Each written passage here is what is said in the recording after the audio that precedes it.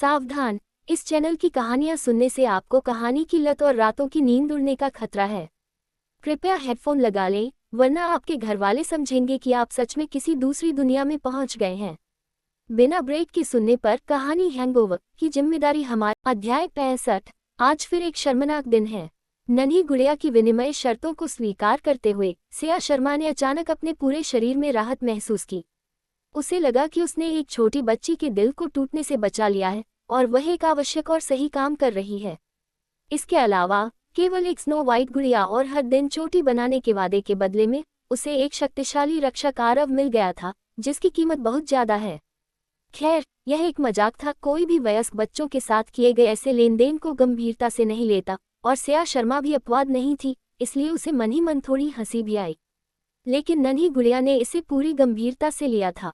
दरअसल सिया शर्मा भी जानती है कि बच्चे इन बातों को सच मान लेते हैं, लेकिन बड़े स्वभावतः इसे नजरअंदाज कर देते हैं। उसे लगा कि जब तक बड़े इस बारे में चर्चा नहीं करेंगे, बच्ची कुछ दिनों के बाद इसे भूल जाएगी। और अगर वह नहीं भी भूलती तो भी कोई बड़ी बात नहीं थी, आखिर बच्चा तो बच्चा ही है। सिया शर्मा ने नन्ही गुड़िया के बालों को छुआ, उनकी बनावट महसूस की और संतुष्टि के साथ सिर हिलाया। बालों की गुणवत्ता वाकई बहुत अच्छी थी। आरव यादव को देखो, एक काला चेहरा, सख्त कद काठी और खुरदरा दिखने वाला इंसान, लेकिन उसने अदिति का बहुत अच्छा ख्याल रखा था। वह गोल मटोल लाल चेहरा और रेशमी काले बाल इस बात का सबूत थे कि आरव पूरे दिल से बच्ची की देखभाल करता है। साथ ही अदिति के कपड़े भी साफ सुथरे थे, न कि पुराने या फटे हुए, जो इस बात को भी दर्शाता था कि सख्त लोगों का भी एक कोमल और सावधान पहलू होता है। उसने सोचा कि पिछली बार जब उसका बॉयफ्रेंड उसे ऑफिस से घर छोड़ने आया था, तब वे आरव यादव से मिले थे। वह सख्त आदमी छोटी बच्ची के कपड़ों और जूतों का एक ढेर पकड़े हुए था, लेकिन खुद उसने पिछली सदी के किसी पुराने सरकारी अधिकारी जैसे कपड़े पहने थे। वह तो अभी केवल 26 साल का ही होगा। सिया शर्मा को अचानक आरव यादव के लिए सहानुभूति महसूस हुई। उसे लगा कि इस आदमी ने वाकई बहुत संघर्ष किया है। वह और नन्ही गुड़िया दोनों ही बेहतर जीवन के हकदार हैं। जब सिया शर्मा कुशलता से अदिति की चोटी गूंथ रही थी, तो आरव के साथ हुए अपने संक्षिप्त संपर्कों के कारण उसके मन में एक अजीब सी भावना पनपने लगी। लेकिन तभी अगले बेडरूम से अचानक अमित दास के चीखने की आवाज आई। सिया शर्मा इतनी डर गई कि उसके हाथ कांप गए और अनजाने में उसने अदिति के बाल खींच दिए। ओह, क्या आंटी ने गलती से तुम्हें चोट पहुंचाई? सिया शर्मा ने घबराहट में पूछा। मुझे दर्द नहीं हो रहा, मैं ठीक हूँ आंटी। मेरी चिंता मत कीजिए, आप जाकर अंकल को देखिए। नन्ही गुड़िया ने आंखों में आंसू लिए अपना सिर घुमाया, लेकिन उसकी बात ने सिया शर्मा को लगभग दंग कर दिया। ये बच्ची वाकई बहुत समझदार है, इतनी समझदार कि देखकर दुख होता है। सिया शर्मा पल भर के लिए अपने बॉयफ्रेंड को भूल गई और बड़ी कोमलता से अदिति की आंखों के कोनों से आंसू पोंछे। वह उसे दुनिया की सारी ममता देना चाहती थी। उसे वाकई डर था कि उसकी पल भर की लापरवाही और बेरुखी उस छोटी बच्ची के मन पर जीवन भर के लिए कोई मानसिक घाव न छोड़ दे। जल्द ही अदिति का मूड शांत हुआ। वह खुद सिया शर्मा की गोद से नीचे उतरी और उसका हाथ पकड़कर अगले बेडरूम की ओर ले गई। आंटी, चिंता मत कीजिए, भले ही अंकल घायल न हो, फिर भी वे मेरे आरव को नहीं हरा सकते, और मेरा आरव किसी को बेवजह नहीं मारता।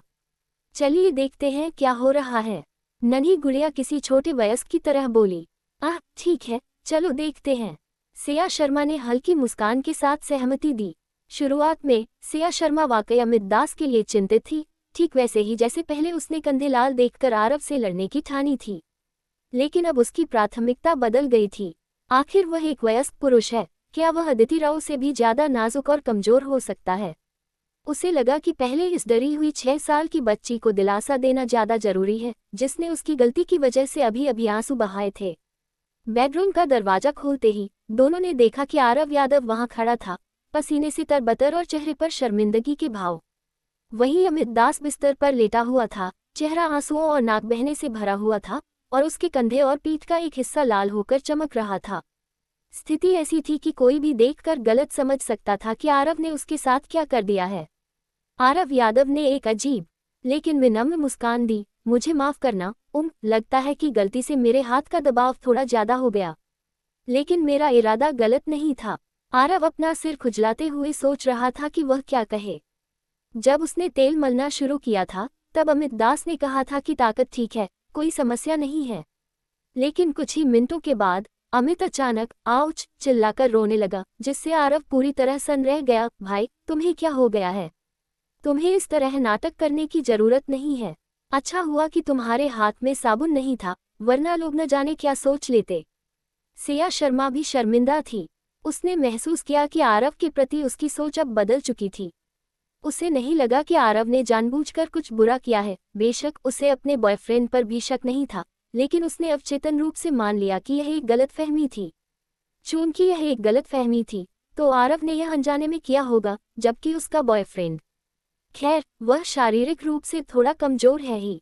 सिया शर्मा की तुरंत जाकर अपने बॉयफ्रेंड की चोट देखने की हिम्मत नहीं हुई। उसने देखा कि आरव पसीने पसीने था और लाचार दिख रहा था। उसे ये भी डर था कि कहीं वह जरूरत से ज्यादा प्रतिक्रिया देकर आरव को भड़का न दे। आखिरकार आरव खुद तेल लेकर मदद करने आया था, न कि झगड़ा करने। दरवाजे पर खड़ी नन्ही गुड़िया भी थोड़ा घबरा गई थी। एक बड़े आदमी को रोते हुए देखकर उसने चिंतित होकर सिया शर्मा का पल्ला खींचा। आंटी, क्या इसकी वजह से मेरे परिवार के पैसे खर्च होंगे? सिया शर्मा ने तुरंत कहा, नहीं, ऐसा कैसे हो सकता है? तुम्हारे पापा ने जानबूझकर नहीं किया, ये बस एक छोटी सी गलतफहमी है, इसे भूल जाओ। नन्ही गुड़िया ने राहत की सांस ली और तुरंत आरव को इशारा किया। आरव, चलो यहाँ से भाग चलते हैं। आरव यादव, सिया शर्मा, अमित दास शर्मिंदगी के मारे गड़ा जा रहा था। सबसे बड़ी बात यह थी कि एक छोटी बच्ची के सामने इस तरह रोना उसके लिए बेहद शर्मनाक था। और अब वह बच्ची डर के मारे अपने पिता को वहां से भगा ले जाना चाहती थी। लानत है, इज्जत का कचरा हो गया। अमित ने अपना चेहरा पोंछने के लिए हाथ उठाना चाहा, लेकिन उसने पाया कि उसका कंधा इतना दुख रहा था कि वह हाथ उठा ही नहीं पा रहा था। ये बहुत ही हास्यास्पद था। अपनी प्रेमिका की आंखों में गुस्सा देखकर अमित दास ने दुखी होकर अपनी आंखें मूंद ली। धत, आज फिर एक और शर्मनाक दिन है। अध्याय 66। आरव, तुम्हारी खुशी की जिम्मेदारी मेरी है। सिया शर्मा ने नन्ही गुड़िया को गले लगा लिया। उसका चेहरा शर्म से आग की तरह लाल था। वह इतनी शर्मिंदा थी कि उसका मन कर रहा था कि काश जमीन फट जाए और वह उसमें समा जाए। फिर उसने सोचा, उसका बॉयफ्रेंड तुरंत उठ जाएगा, चाहे सच जो भी हो, बस माहौल को इतना शर्मनाक न होने दे, और फिर वह स्थिति को संभालने के लिए तुरंत आगे आएगी। उसकी तो इज्जत का कचरा हो ही चुका था, और वह भी अदिति राव जैसी एक छोटी बच्ची के सामने। हालांकि जब तक आप जबरदस्ती नीचे उतरने के लिए कोई बहाना ढूंढ लेते हैं, तब तक बात को संभाला जा सकता है, और कल सुबह उठने पर ऐसा लगेगा जैसे कुछ हुआ ही नहीं था। वैसे भी मुझे नहीं लगता कि किसी बच्चे की याददाश्त इतनी तेज होती है। एक लॉलीपॉप कैसा रहेगा? ऐसी कोई चीज नहीं है जिसे एक लॉलीपॉप हल न कर सके। हाँ, और अगर जरूरत पड़ी तो 2 लॉलीपॉप। लेकिन सिया शर्मा ने मन ही मन बहुत कुछ सोच लिया था। तभी उसने देखा कि उसका बॉयफ्रेंड अचानक आंखें बंद करके शांति से लेटा हुआ है, बिल्कुल बेजान। ये क्या बकवास है? एक पल के लिए तो सिया शर्मा का मन हुआ कि वह अपनी भड़ास निकाल दे। भाई, तुम क्या कर रहे हो? क्या तुम अपनी इज्जत पूरी तरह मिट्टी में मिलाना चाहते हो? मेरे सामने अभी भी बच्चे हैं। आम समय में तुम्हारा डरपोक होना ठीक है, लेकिन महत्वपूर्ण मौकों पर तुम अपनी हिम्मत क्यों हार जाते हो? सिया शर्मा इतनी गुस्से में थी कि उसका मन किया कि दौड़कर जाए और विवेक दास को खींचकर खड़ा कर दे। ये देखकर कि सिया शर्मा का चेहरा न केवल लाल हो रहा है, बल्कि उसकी आंखें भी भर आई हैं, आरव यादव ने तुरंत भांप लिया कि कुछ गड़बड़ है। उसने जल्दी से कहा, ठीक है, काफी देर हो गई है, मैं अपनी नन्ही राजकुमारी को रात के खाने के लिए घर ले जाना चाहता हूँ। सिया शर्मा और विवेक ने एक साथ राहत की सांस ली। उनका जाना ही बेहतर था, और जाने के बाद शर्मिंदा होने की जरूरत नहीं पड़ेगी। उस दिन बच्चे की मासूम आंखों के सामने वह दृश्य वाकई शर्मनाक था। फिर आरव यादव आया और नन्ही गुड़िया को अपनी गोद में उठा लिया। वह वहां से तुरंत निकल गया। जब आरव लगभग दरवाजे तक पहुंच चुका था, तभी नन्ही गुड़िया ने आरव के कंधे से फिर से अपना सिर बाहर निकाला और सावधानी से पूछा, आंटी सिया, क्या मैं कल सुबह फिर से आपके पास चोटी बनवाने आ सकती हूँ? बिल्कुल, तुम हर सुबह यहाँ आ सकती हो। आंटी सिया ने एक फीकी मुस्कान दी और फिर आरव यादव से कहा, यादव भाई, आप पहले अदिति को घर छोड़ दो और बाद में वापस आना। मेरे मन में अभी अचानक एक विचार आया है और मैं आपसे सलाह लेना चाहती हूँ कि क्या ये संभव है। ठीक है, मैं रात के खाने के बाद वापस आऊँगा, तुम दोनों जल्दी से खाना बना लो, मैं थोड़ी देर में आता हूँ। आरव यादव ने कहा और नन्ही गुड़िया के साथ तेजी से निकल गया। अगर वह नहीं जाता तो भगवान जाने क्या होता। बाहर जाने के बाद आरव यादव और नन्ही गुड़िया पिता पुत्री दोनों ने राहत की सांस ली और फिर एक दूसरे को देखकर मुस्कुराए। ऊपर जाते समय नन्ही गुड़िया ने अचानक आरव यादव से कहा, आरव, अपनी खुशी का फैसला मुझ पर छोड़ दो। आरव यादव, बड़ी बहन, तुम क्या खुराफात कर रही हो? इसकी कोई जरूरत नहीं है। तुम्हारी इस छोटी सी उम्र में तुम अपनी उस बहन से भी ज्यादा चंचल हो जो लहरों पर सवारी करती है। लेकिन छोटे बच्चे के चेहरे पर गंभीर और अधिक भाव देखकर आरव यादव उसे टोकने की हिम्मत नहीं कर पाया। चलो, इसे बच्चे की पितृभक्ति मान लेते हैं। इसलिए आरव यादव ने ज्यादा कुछ नहीं पूछा और मुस्कुराते हुए कहा, ठीक है, फिर मैं इसे तुम्हारे भरोसे छोड़ता हूँ। नन्ही गुड़िया तुरंत खुशी से झूम उठी और अपनी छोटी सी छाती को जोर से थपथपाते हुए कहा, चिंता मत करो आरव, मैं तुम्हारी खुशी ढूंढने में जरूर मदद करूंगी। तुम्हें मेरी पसंद पर भरोसा करना होगा। आरव यादव, ठीक है, जब तक तुम खुश हो। अगर तुम उधम मचाना चाहती हो तो मचाओ। वैसे भी मेरा अभी तुरंत दोबारा शादी करने का कोई इरादा नहीं है। बस 18 से 26 साल की उम्र तक जैसे तैसे गुजारा करना है।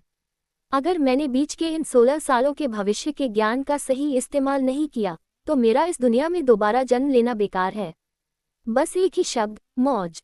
जब वे घर पहुंचे तो करिश्मा बोस ने पहले ही रात का खाना तैयार कर लिया था। मुख्य dish sweet and sour pork tenderloin की एक प्लेट थी। नन्ही गुड़िया की आंखें चमक रही थीं और उसके मुंह में पानी आ गया। वह बस अपना सिर प्लेट में डाल देना चाहती थी। आरव यादव अब और बर्दाश्त नहीं कर पा रहा था। अरे मुझे भी दो, तुम तो पूरा बर्तन ही अकेले चट कर जाना चाहती हो। अगर तुम ही सब खा लोगी तो दोस्त, मैं क्या खाऊंगा? क्या मैं सिर्फ खुशबू लूं? इसलिए आरव यादव ने कहा, नन्ही राजकुमारी, तुम्हें खाते समय अपने तरीके पर भी ध्यान देना चाहिए। तुम ऐसा नहीं कर सकती।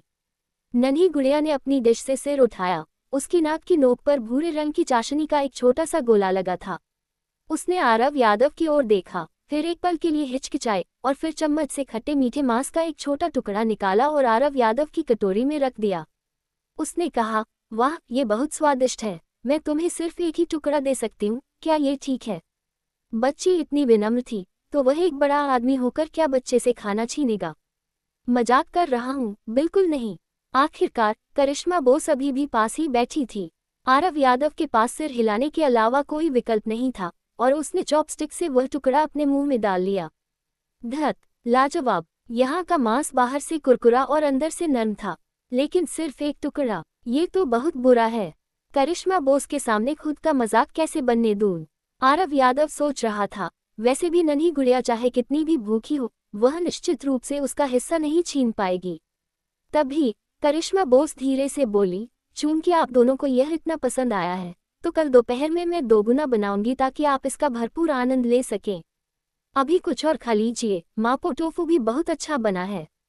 टोफू चाहे कितना भी स्वादिष्ट क्यों न हो, क्या वह मांस की जगह ले सकता है? जब तक कि वह तुम्हारा टोफू खाना न हो। आरव यादव ने मुस्कुराते हुए करिश्मा बोस की मदद के लिए हाथ बढ़ाना चाहा, लेकिन फिर सोचा, अपनी लार लगी चॉपस्टिक से किसी लड़की के लिए खाना उठाना, क्या ये वाकई उचित है? उसे घिन आएगी, ये सोचकर ही अजीब लग रहा है। और अभी सविंग चॉपस्टिक्स लेने रसोई में जाना भी ठीक नहीं लग रहा था। तभी आरव यादव को एक तरकीब सूझी और उसने सीधे मापो टोफू की प्लेट करिश्मा बोस की ओर खिसका दी और बड़े ध्यान से कहा, तुम भी इसे खाओ, ये बहुत स्वादिष्ट है, और ज्यादा खाओ। करिश्मा बोस तुरंत शर्म से लाल हो गई। ये पहली बार था जब आरव यादव ने उसके प्रति अपनी निकटता व्यक्त की थी। चाहे पहले वह मदद कर रहा हो या मजाक, करिश्मा को हमेशा लगा था कि आरव और उसके बीच एक दूरी है, लेकिन अब उसे वह दूरी महसूस नहीं हो रही थी। एक सामंजस्यपूर्ण रात्रिभोज जल्द ही समाप्त हो गया। करिश्मा बोस बर्तन साफ करना चाहती थी, लेकिन आरव यादव ने उसे मना कर दिया। उसने करिश्मा से नन्ही गुड़िया के साथ कार्टून देखने को कहा, जबकि उसने खुद जल्दी से बर्तन साफ किए और खाने की मेज भी पहुंच दी। दूसरी ओर करिश्मा बोस बीच बीच में आरव यादव की मेहनती और फुर्तीली छवि को निहार रही थी, सुंदर और प्यारी नन्ही गुड़िया को अपनी गोद में लिए हुए। अचानक उसके दिल में महसूस हुआ, बहुत शांति, काश हम सच में एक परिवार होते। करिश्मा बोस ने कभी कोई बहुत बड़ा सपना नहीं देखा था। उसे जो सबसे ज्यादा चाहिए था वह था एक स्थिर जीवन, एक पति जो उसके प्रति कोमल और समझदार हो, एक आज्ञाकारी और समझदार बच्चा, और एक ऐसी नौकरी जो उसके परिवार का भरण पोषण कर सके। सब कुछ एकदम सही था, लेकिन अपनी पिछली जल्दबाजी में की गई शादी के दर्द को याद करके करिश्मा फिर से हिचकिचाने लगी। उदय श्रीवास्तव एक खतरनाक गुंडा था, लेकिन 10 उदय श्रीवास्तव मिलकर भी आरव यादव को नहीं हरा सकते थे। और करिश्मा अच्छी तरह जानती थी कि उदय श्रीवास्तव चाहे कितना भी हिंसक क्यों न हो, उसकी व्यक्तिगत सुरक्षा अभी भी सुनिश्चित की जा सकती थी, लेकिन अगर आरव यादव एक बुरा इंसान निकला तो परिणाम अकल्पनीय होंगे। करिश्मा बोस एक पल के लिए कांप गई और तुरंत उसने इस बारे में और न सोचने की हिम्मत की। आरव यादव ने सफाई करने के बाद विदा ली और बाहर जाने लगा। नन्ही गुड़िया ने अचानक पंडितों की तरह कहा, आरव, भूलना मत, तुम्हारी खुशी का फैसला करने में मैं तुम्हारी मदद करूंगी। आरव यादव तुरंत हंस पड़ा, दौड़कर आया और नन्ही गुड़िया के गोल मटोल चेहरे को चिकोटी काटते हुए प्यार से कहा, ठीक है, तुम्हारी बात आखिरी है। घर पर अपनी गौडमदर की बात सुनना, मैं बस अभी गया और अभी आया। करिश्मा बोस उस प्यार भरे नज़ारे को देखकर पिघल गई। काश आरव यादव के वे शब्द उसके लिए होते। शादी का डर पल भर में कम हो गया और उसका मन किया कि वह आरव का हाथ पकड़कर बच्चों की तरह जिद करने लगे, मैं भी। जैसे ही शब्द उसके होठों तक आए, करिश्मा बोस को होश आया और उसने अपनी बात बदल दी, ठीक है, वह जरा जल्दी वापस आना। आरव यादव ने ओके का इशारा किया और बाहर चला गया। करिश्मा बोस को अकेलापन महसूस होने लगा। अध्याय 67, मास्टर यादव की ऑनलाइन उलझन। जब आरव यादव फिर से तीसरी मंजिल पर आया तो दरवाजा सिया शर्मा ने ही खोला। अमित दास अभी भी अपनी पुरानी स्थिति में लेटा हुआ था, जैसे वह वहां से हिला तक न हो। हालांकि बिस्तर के पास वाली मेज पर एक कटोरा रखा था जिसमें अभी भी थोड़े ठंडे नूडल्स बचे थे। जाहिर तौर पर यह आदमी हिल नहीं पा रहा था या हिलने न पाने का नाटक कर रहा था, इसलिए सिया शर्मा ने ही खाना बनाकर उसे खिलाया था। धत, दोस्त ने शांति से उसे एक बार फिर डॉग फूड खिला दिया था। आरव यादव ने नाराजगी में अपने होंठ सिकुड़े, लेकिन आखिर वे प्रेमी है, इसमें क्या किया जा सकता है। वह एक अकेला इंसान है जो कि एक प्राकृतिक नुकसान है। क्या वह अब अपनी मोहब्बत दिखाने के लिए इस युवा जोड़े के साथ प्रतिस्पर्धा करना चाहता है? क्या वह अपने दोनों हाथों को एक दूसरे से बांधकर दिखावा करेगा? बहुत बेबसी वाली बात थी, इसलिए आरव यादव ने ज्यादा बातें करना जरूरी नहीं समझा। वह सिया शर्मा द्वारा लाई गई कुर्सी पर बैठ गया और सीधे शब्दों में कहा, सिया, तुमने अभी कहा था कि तुम्हारे पास कोई विचार है। आरव यादव को अपनी प्रेमिका को सिया कहते सुनकर अमित दास की आंखों में एक चमक आई, लेकिन फिर उसने उसे अच्छी तरह छिपा लिया। सिया शर्मा एक पल के लिए हिचकिचाई और फिर बोली, मेरे पास कुछ विचार हैं। छोड़ो, मैं सीधे सीधे कहती हूँ आरव भाई, अब कोई बाहरी नहीं है और मैं आपके सामने मजाक बनने से नहीं डरती। विवेक की चोट काफी गहरी है और वह अपनी बाहें नहीं उठा पा रहा है। बेशक आपने ये जानबूझकर नहीं किया और हमारा इरादा आपको दोष देने का नहीं है, लेकिन अब जब स्थिति ऐसी हो गई है तो मेरा एक विचार है कि क्यों न इस कचरे का उपयोग किया जाए। खैर, क्या आप समझ रहे हैं कि मेरा क्या मतलब है?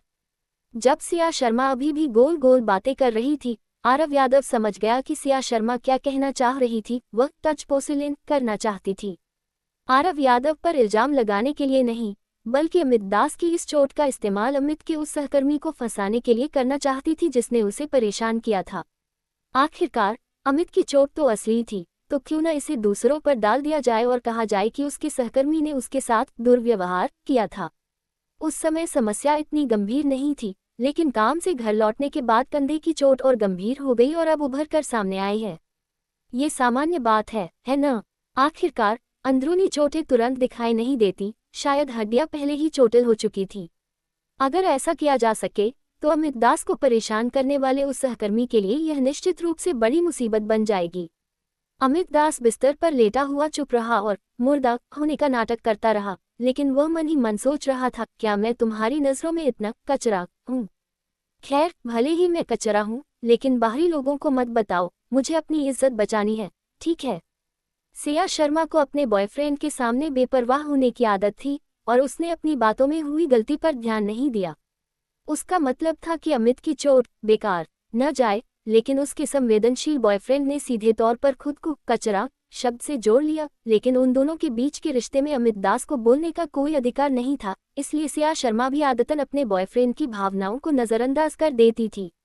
आरव यादव को सिर हिलाते देख सिया शर्मा ने उम्मीद भरी नजरों से उसकी ओर देखा और फुसफुसाकर कहा, आरव भाई, क्या आप समझ रहे हैं कि मेरा क्या मतलब है?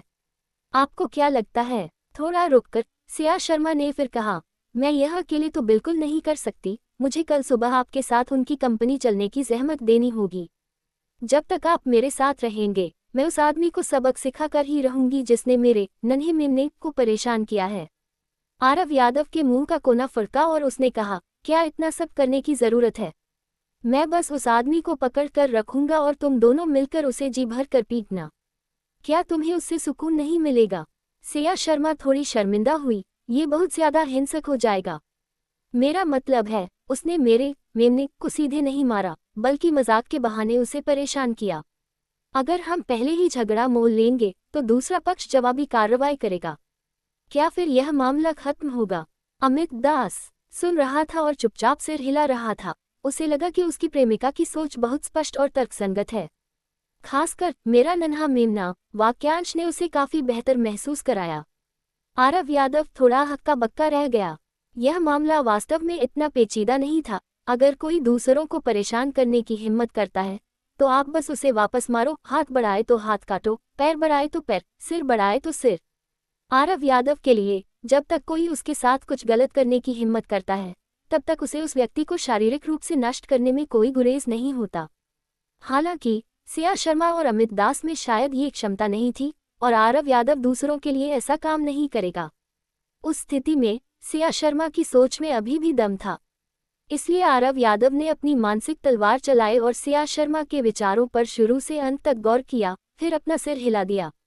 सिया शर्मा और अमित दास दोनों आरव यादव को उत्सुकता से देख रहे थे।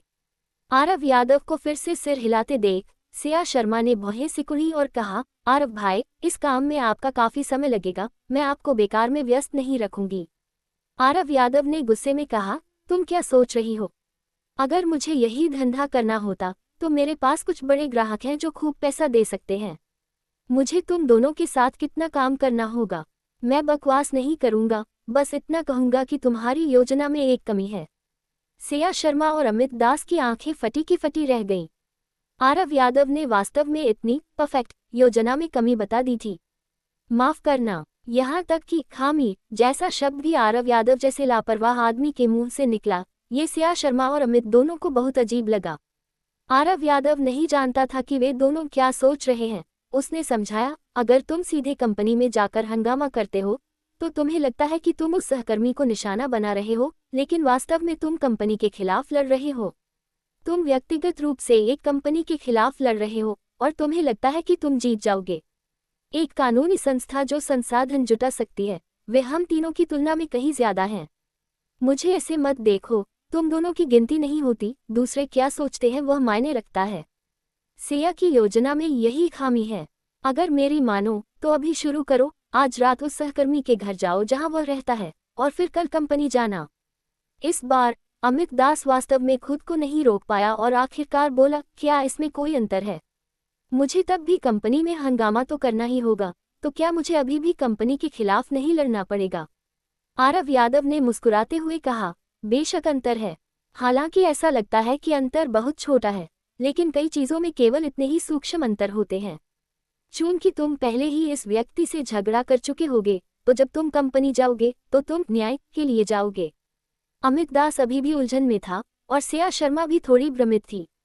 इसका क्या मतलब है? वे दोनों एक ही कारण से कंपनी जा रहे थे, तो आज रात उस व्यक्ति से लड़ने जाने के बाद वे प्रसिद्ध या सही कैसे हो जाएंगे? आपका अंतर बहुत सूक्ष्म है, बस वैसा ही करो जैसा मैं कह रहा हूँ। आरव यादव ने समझाने की जहमत भी नहीं उठाई। अपने पिछले जीवन में उसने अपने बड़े भाई के साथ इसी तरह के काम किए थे और उसे निर्देश दिए गए थे और सिखाया गया था।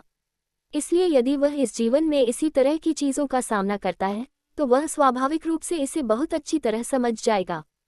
वह सूक्ष्म अंतर ही सब कुछ है, लेकिन वह केवल एक स्वयंसेवक के रूप में मदद कर रहा है। उसे जीवन का गुरु बनने की जरूरत नहीं है। ये भी एक बहुत ही मूल्यवान अनुभव है ना? नहीं आरव भाई, मुझे पता है कि आप बहुत शक्तिशाली हैं। हम दोनों उलझन में हैं, आपको इसे स्पष्ट करना होगा, वरना हमें आज रात नींद नहीं आएगी। सिया शर्मा को धुंधला सा एहसास हुआ कि आरव यादव जो कह रहा है उसका कोई गहरा मतलब है, लेकिन वह उसे समझ नहीं पा रही थी। आरव यादव को जाने के लिए उठते देख वह तुरंत दौड़कर आए और आरव यादव की बांह पकड़ ली। उसे जाने देने के लिए तैयार नहीं थी। खैर, बस जल्दबाजी में जब उसने आरव यादव की बांह पकड़ी तो वह उसके थोड़े करीब आ गई। आरव यादव ने अपनी बांह पर उस कोमलता को महसूस किया अनजाने में थूक निकला और अचानक महसूस किया धत पैंट थोड़ी ज्यादा ही छोटी लग रही है। अगले ही पल सिया शर्मा को भी आरव यादव की इस अजीब स्थिति का एहसास हुआ और उसने तुरंत बांह छोड़ दी। माहौल एक पल में अजीब हो गया। अमित दास दीवार की ओर मुंह करके बिस्तर पर लेटा हुआ था और अचानक उसे महसूस हुआ कि पीछे कोई हलचल नहीं हो रही है, इसलिए उसने उत्सुकता से अपना सिर घुमाया। सिया शर्मा के माथे पर तुरंत पसीना आ गया। आरव यादव अचानक हंसा और बोला, ठीक है, चूंकि तुम इतनी ईमानदारी से पूछ रही हो तो मास्टर यादव ऑनलाइन तुम्हारी शंकाओं का समाधान करेंगे। अध्याय 68। मैं चाहे कितना भी अच्छा क्यों न हूं तो एक कुत्ता ही। आरव यादव की बात सुनकर अमित दास का ध्यान तुरंत खींच गया और उसने अपनी प्रेमिका के चेहरे के अजीब भावों पर गौर नहीं किया। उसने जल्दी से कहा, आरव भाई जल्दी बताओ। सिया शर्मा ने भी मन ही मन राहत की सांस ली और एक छोटा कदम पीछे हट गई। हालांकि दूरी ज्यादा नहीं थी, लेकिन यह उसका रवैया और स्थिति दिखाने के लिए काफी था कि अब से हमें एक दूरी बनाए रखनी चाहिए। हालांकि आरव यादव ने इन छोटी छोटी बातों पर बिल्कुल ध्यान नहीं दिया। भले ही वह पिछले जीवन में क्लबों में रहा था, लेकिन आखिरकार वह 18 साल का ही लड़का था। उसे दुनिया का थोड़ा अनुभव तो था, लेकिन सामाजिक अनुभव की कमी थी, खासकर दूसरों के साथ घुलने मिलने की सूक्ष्मता की। शालीनता का बोध उसे कोई सिखा नहीं सकता था। वह अपनी अंतरात्मा पर ज्यादा भरोसा करता था। इसलिए सिया शर्मा का एक कदम पीछे हटना आरव यादव को महसूस ही नहीं हुआ, लेकिन उसे थोड़ा पछतावा हुआ और यहाँ तक कि उस कोमल एहसास की थोड़ी कमी भी महसूस हुई। एक सूखी खांसी के साथ आरव यादव शांत हुआ। सिया शर्मा के लाल होते चेहरे को नजरअंदाज किया और कहा, अगर तुम सीधे कंपनी में जाकर हंगामा करते हो तो तुम्हें क्या लगता है कि कंपनी के अधिकारी किसका पक्ष लेंगे? तुम्हें बताने की जरूरत नहीं है, मैं अंदाजा लगा सकता हूँ, वे निश्चित रूप से तुम्हारे उन 2 सहकर्मियों का ही पक्ष लेंगे। क्योंकि अगर तुम्हारा सुपरवाइजर तुम्हारे पक्ष में होता तो तुम्हारे सहकर्मी तुम्हें परेशान करने की हिम्मत नहीं करते, है ना? अमित दास दंग रह गया और कुछ देर के लिए अवाक हो गया। सिया शर्मा विचारमग्न थी, जैसे उसने कुछ सोचा हो। आरव यादव ने बात जारी रखी, भले ही मैंने ज्यादा पढ़ाई नहीं की है और मैं ज्यादा शिक्षित नहीं हूँ, लेकिन मैं सच समझता हूँ। चाहे कंपनी हो या समाज, अगर कोई संघर्ष होता है तो आप सही हैं या गलत, यह उतना महत्वपूर्ण नहीं है जितना आप सोचते हैं। क्या आप दबने वाले हैं? ये सबसे महत्वपूर्ण है। अगर आप सीधे सादे हैं और आसानी से दब जाते हैं तो इसका मतलब है कि आपसे निपटना आसान है। चूंकि आपसे निपटना आसान है तो अधिकारी सबसे पहले आपसे ही निपटेंगे। भले ही आप तर्कसंगत हों, चाहे वह कंपनी का अधिकारी हो या पुलिस, वे निश्चित रूप से आपसे ही झुकने या समझौता करने को कहेंगे। ये शर्मनाक है। मुझे इस तरह की नज़रों से मत देखो। कारण बहुत सरल है, जैसा कि मैंने अभी कहा, क्योंकि आपसे आसानी से निपटा जा सकता है। उनके लिए सबसे महत्वपूर्ण चीज़ घटना को जल्द से जल्द शांत करना है, क्योंकि यह उनके प्रदर्शन का हिस्सा है। रही बात उनके मानकों की कि क्या वे वास्तव में निष्पक्षता और न्याय को बनाए रखते हैं। मैं अपशब्द नहीं कहूँगा। आप जानते हैं आपकी क्या शिकायतें और नुकसान हैं, उन्हें इससे कोई फर्क नहीं पड़ता। लेकिन अगर आप एक कांटे इंसान हैं तो आपसे निपटना मुश्किल है और आप छोटी बात का भी बतंगड़ बना सकते हैं। तो चाहे कुछ भी हो जाए, न्याय करने वाला सबसे पहले उस व्यक्ति को झुकने को कहेगा जिससे निपटना आसान है। इस स्थिति में आपके पास ज्यादा विकल्प होते हैं। यदि दूसरा पक्ष उस दबने वाले व्यक्ति के प्रति ईमानदार और मिलनसार है तो आप इसका फायदा उठा सकते हैं। वैसे भी वह ईमानदार है। यदि उसे इतना परेशान न किया जाए कि वह फट पड़े तो वह अंततः झुक जाएगा, क्योंकि भले ही वह झुकना न चाहे, न्याय करने वाला उसे झुकने पर मजबूर कर देगा। लेकिन अगर दूसरा पक्ष दबने वाला नहीं है तो आप बस वहीं रुक सकते हैं और समझौता कर सकते हैं, या आप फायदा उठाना छोड़कर दूसरे पक्ष से दोस्ती कर सकते हैं, आरव यादव ने कहा। अमित दास हक्का बक्का रह गया। उसे लगा कि उसके जीवन के सिद्धांत बिखर गए हैं। सिया शर्मा के चेहरे पर कोई भाव नहीं था और उसने अपने हाथ कसकर भींच लिए थे। आरव यादव ने जैसे ही इन 2 लोगों के भाव देखे, वह समझ गया कि ये दोनों बच्चे अभी समाज में ज्यादा समय से नहीं रहे हैं और उन्होंने समाज की मार नहीं झेली है, या वे स्वभाव से सरल और दयालु हैं, या उन्होंने घटिया लोगों और घटिया चीजों का सामना नहीं किया है। इसलिए आरव यादव की इन बातों को भावनात्मक रूप से स्वीकार करना उनके लिए कठिन था। यकीनन तुरंत ही अमित दास खुद को पूछने से नहीं रोक सका, तो क्या इस समाज में तर्क और सच्चाई के लिए कोई जगह नहीं है? सिया शर्मा ने अपनी मुठ्ठियां भींच ली और घबराहट में आरव यादव की ओर देखा। आरव यादव थोड़ा मुस्कुराया और बोला, मैं सिर्फ कुछ सामाजिक वास्तविकताओं की बात कर रहा हूँ, बस इतना ही। यदि आपके व्यवहार और काम करने के अपने सिद्धांत हैं, तो आप मुझसे प्रभावित नहीं होंगे। बस आप जैसे हैं वैसे ही रहें। हालांकि मुंह से उसने ये कहा, पर आरव यादव ने मन ही मन सोचा, मैं तुम्हारा बाप नहीं हूँ। वाकई, आरव यादव ऐसे काम नहीं करेगा जिसमें उसे कोई श्रेय न मिले, वरना उसे क्या चाहिए होगा। अमित दास ने राहत की सांस ली, बिस्तर पर आराम से लेट गया और बुदबुदाया, यह अच्छा है, मैं बस वैसा ही रहूंगा जैसा मैं हूँ। सिया शर्मा ने आरव यादव की ओर जटिल नजरों से देखा। उसे अचानक लगा कि यह अनपढ़ दिखने वाला सख्त आदमी उतना सीधा नहीं है जितना दिखता है। उसे डर था कि अभी जो कहा गया वह सिर्फ यूं ही नहीं था, जो स्थितियां उसने देखी थी वे काफी हद तक इससे मेल खाती थी। आरव यादव ने उदासीनता से जारी रखा, ठीक है, तो अब वर्तमान मामले पर वापस आते हैं। यदि आप कल अपनी चोट के साथ कंपनी में हंगामा करने जाते हैं, तो आपका कंपनी सुपरवाइजर निश्चित रूप से सबसे पहले आपको ही दबाएगा। मेरा वहां बैठना बेकार है, क्योंकि मैं तो बस एक अनपढ़ आदमी हूं जिसके पास न कोई ताकत है न सत्ता, कोई मुझसे डरने वाला नहीं है। सिया तर्क नहीं दे पाएगी। अगर दूसरे तर्क समझने को तैयार होते तो विवेक को कंपनी में परेशान नहीं किया जाता, और विवेक ने तो विरोध तक नहीं किया। यदि आप उसकी प्रेमिका के रूप में हंगामा करती हैं, तो लोग विवेक को और भी हिकारत से देखेंगे। रही बात विवेक की, तो देखो, मैं एक सख्त आदमी हूँ, मेरे पास कोई सभ्यता नहीं है और मैं घुमा फिराकर बात नहीं कर सकता, इसलिए मैं सीधे कहूँगा। जब तुम घायल नहीं थे, तब तुम उस व्यक्ति को नहीं संभाल सके जिसने तुम्हें परेशान किया। अब तुम घायल हो, क्या अब संभाल लोगे?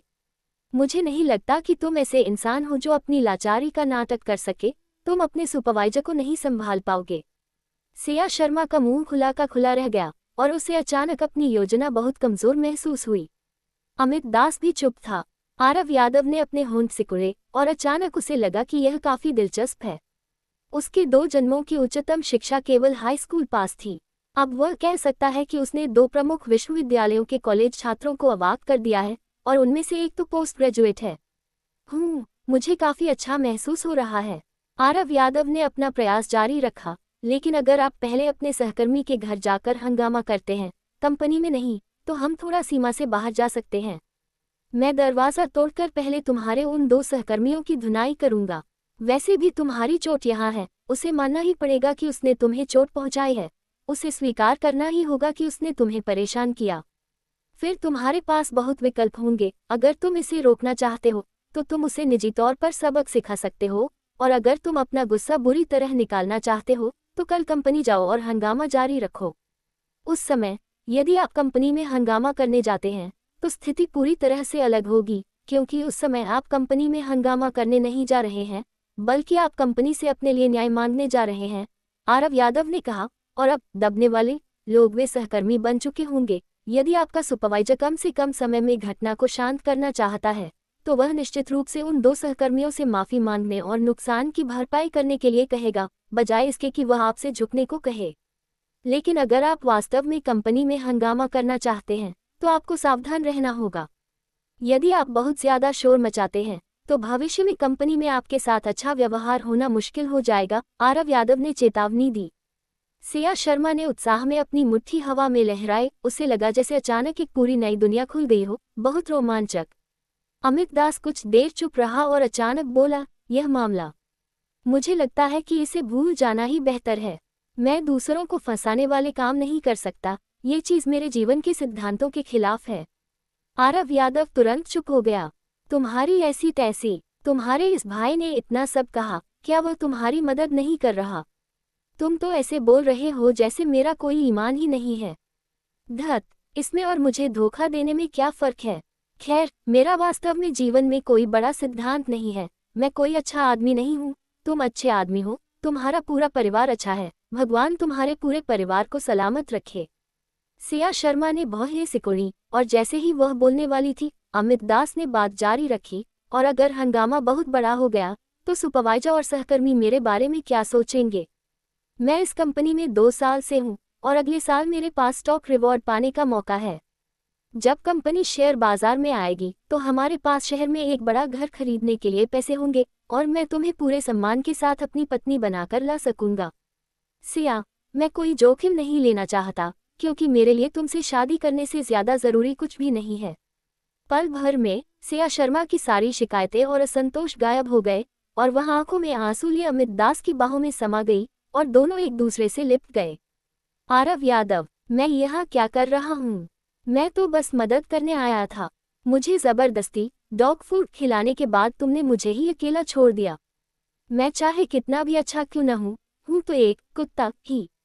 आरव यादव को लगा कि समाज ने उसे एक बार फिर बुरी तरह पीट दिया है। अब से यह भाई कभी भी अच्छा आदमी बनने की कोशिश नहीं करेगा। अध्याय 69 अंत। आरव यादव मन ही मन गालियां देते हुए खराब मूड में उस सोसाइटी से बाहर निकला। ये बहुत ज्यादा था। अभी तो केवल 2003 साल चल रहा है और किसी ने कुत्ते को घर बुलाकर धोखे से मार डाला। डॉग फूड खिलाना ही अपने आप में बहुत बड़ी बात है, क्या तुम्हारा ज़मीर नहीं कचोटता? आरव यादव सोच रहा था कि इतनी जल्दी घर वापस गया और नन्ही गुड़िया अभी सोई नहीं होगी तो इस जिज्ञासु बच्ची के सवालों का जवाब देना थोड़ा शर्मनाक होगा। इसलिए वह घर नहीं गया और सोचा कि शिवम पंडित से जो मोटरसाइकिल उधार ली थी उसे वापस कर दिया जाए। लेकिन जब वह बस स्टेशन पहुंचा तो आरव हक्का बक्का रह गया। मोटरसाइकिल गायब थी। बूढ़े पंडित के इलाके में भी किसी की इतनी हिम्मत कि उसकी मोटरसाइकिल चुरा ले। अब समझ आया कि अमित दास हर दिन काम से लौटने के बाद अपनी इलेक्ट्रिक कार की बैटरी निकालकर ऊपर क्यों ले जाता था। आरव यादव जल्दी से बूढ़े पंडित के घर की ओर भागा। वह उसे बताना चाहता था। आखिरकार उसने उसकी मोटरसाइकिल उधार ली थी और वह चोरी हो गई थी। ये बहुत शर्मनाक था। बिना कुछ कहे रहना असंभव था। लेकिन जब वह वहां पहुंचा तो उसने देखा कि बूढ़े पंडित के घर में कोई नहीं था।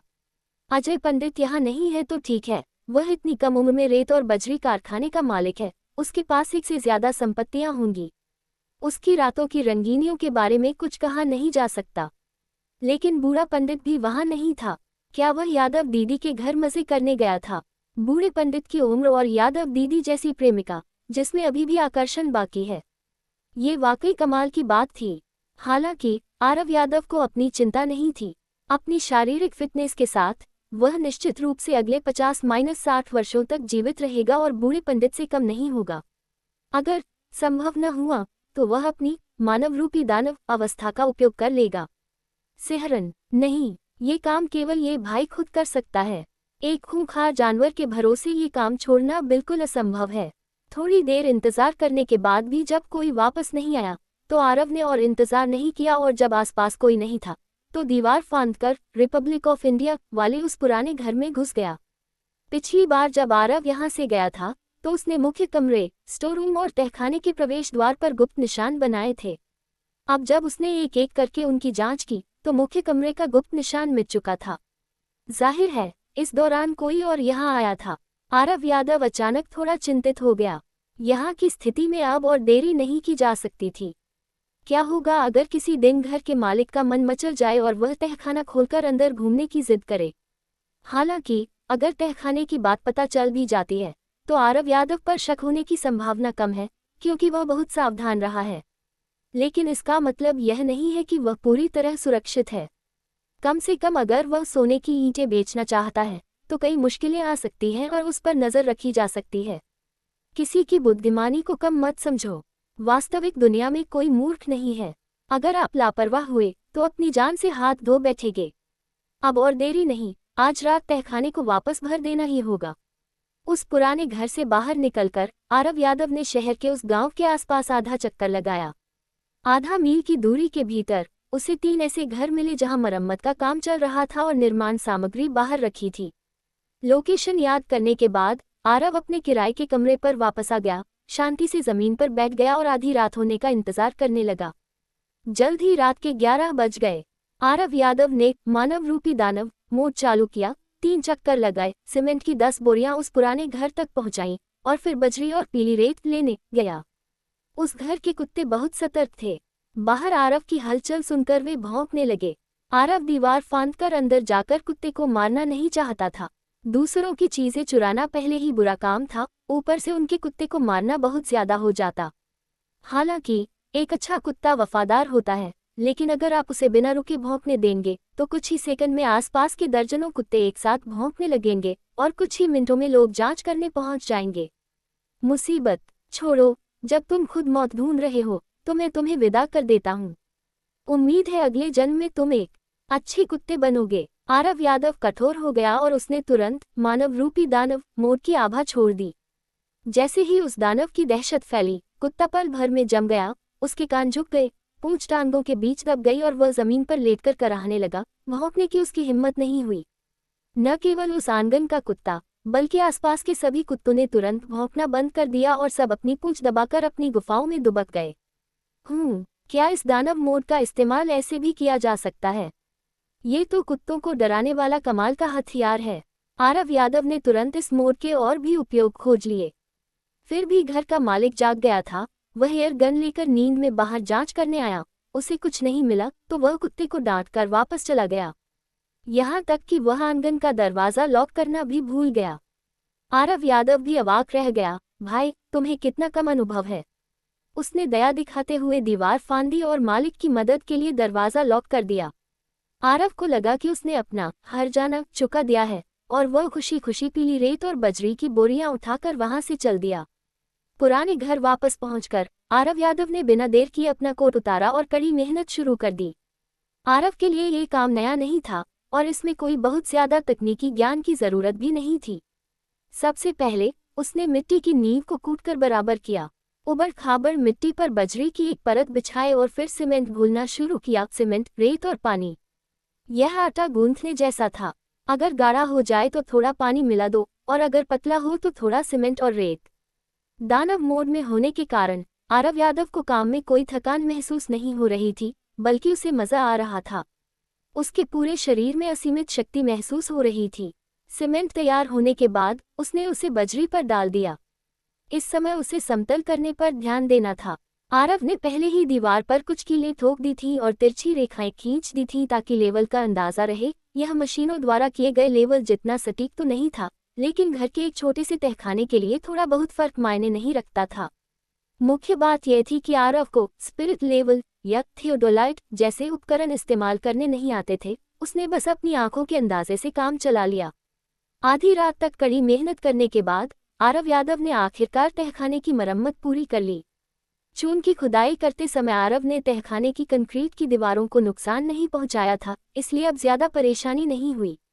बस कोनों की मरम्मत करनी थी, जो मुश्किल नहीं था।